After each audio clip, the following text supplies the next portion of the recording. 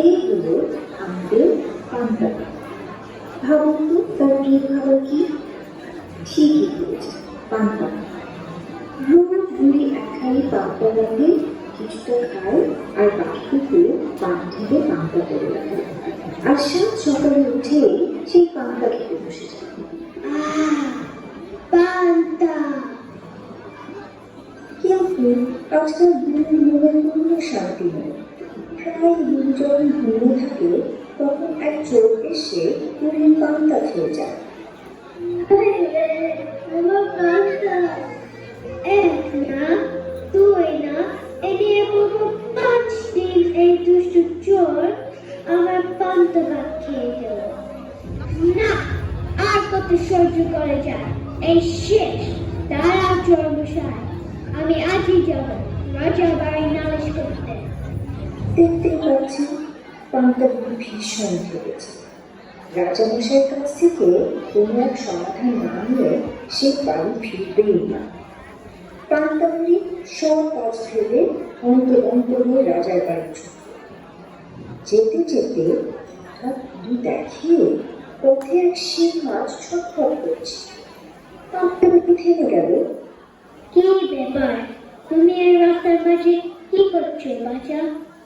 ও মহিলা, আমাকে উঠিয়ে একটু পুকুরে ছেড়ে দিলে রাস্তায় থাকবে, আমি মারা যাব। আবার দুবার এগোতেই দেখে পথের মাঝে পড়ে আছে এক ছুরি। ও বুড়িমা, আমাকে একটু রাস্তা পাশে ফেলে রাখো। এই রাস্তায় কত মানুষ আসে যাওয়া করছে, ভুলে আমার উপর পা ফেললে ওদের পা কেটে যাবে।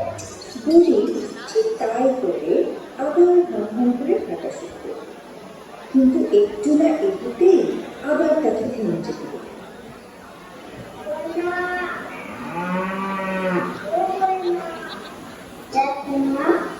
আমি বদলাটা কেমন আজকে আছি, যাও আমাকে একটু ছাড়ো। বুড়ির মন দয়া ভরা, কথা না বাড়িয়ে বুড়ি গরুমশাইকে ছাড়িয়ে আবার অন্তরন্ত হয়ে ছুটল রাজার বাড়ি। কি বলে বাচ্চা? তাড়াতাড়ি বলো, আমি রাজা বাড়ি যাব। রাজসভা যে কোনো সময় বেরিয়ে যাবে, হাতে বেশি সময় নেই আমার। চারপাশে এত আকাশ, কিন্তু জল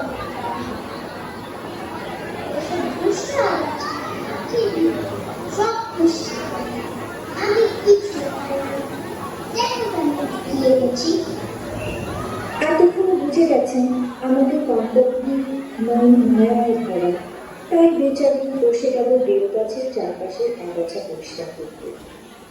এত সব শেষ করে বুড়ি যখন পৌঁছল রাজার বাড়ি, তখন রাজসভা একেবারেই শেষের পথে।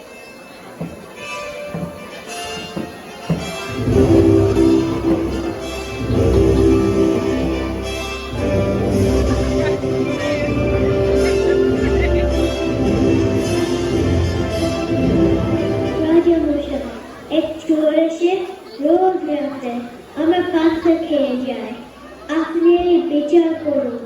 ঠিক আছে, খুব ভালো করে শাস্তি করছি। তো সমস্যা কি? আমি কি করে জানবো চোর কোথায়? কেন কেউ থাকে? তুমি কার বিচার করবো? তুমি চোর ধরানো? আমি তার বিচার করবো।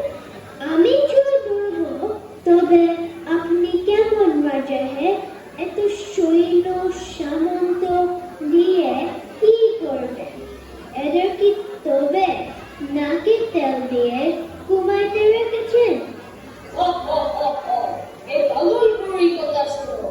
আমার প্রাসাদে এত কাজ, এত হীরা জহরত, এসব বাদ দিয়ে আমার সেনারা নাকি বুড়ি পান্তা পাহারা দিবে। এক কাজ করো, আজ থেকে গরম ভাত খাও, পান্তাও নাই, চিন্তাও নাই।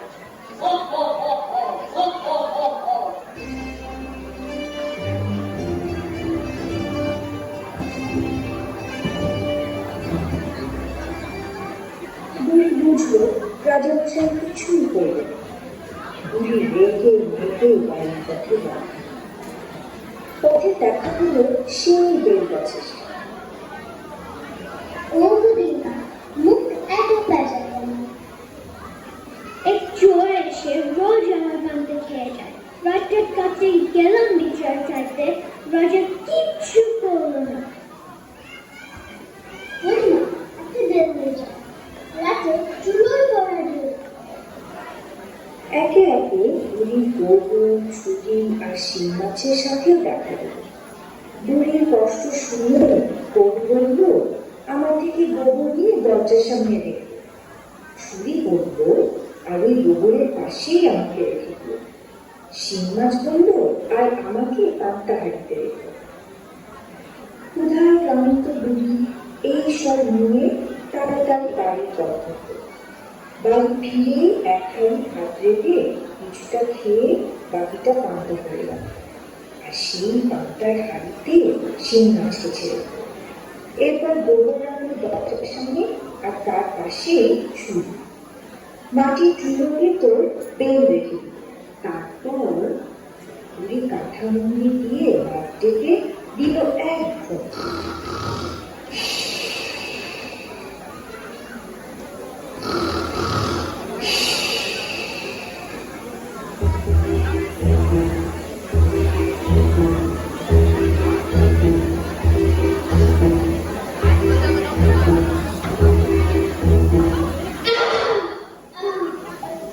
ইস, আজ ফোন ভেঙেছে, কার মুখ করেছিলাম।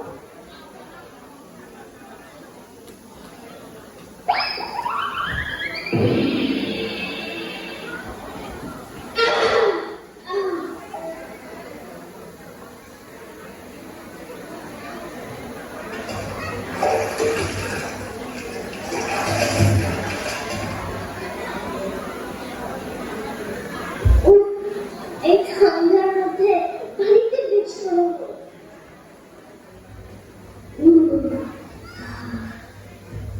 ছাই খুবই সুন্দর, একটু হাত পা গরম করুন।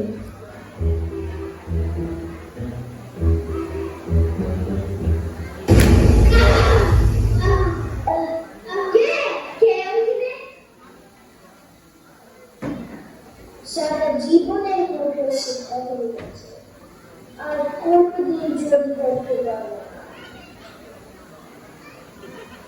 দেখলেন তো অন্যের ক্ষতি করলে কি পরিণতি হয়? বরঞ্চ কারো উপকার করলে আপনার কতদিনই বন্ধু অভাব হবে, তারাই বিপদে আপনার পাশে থাকে।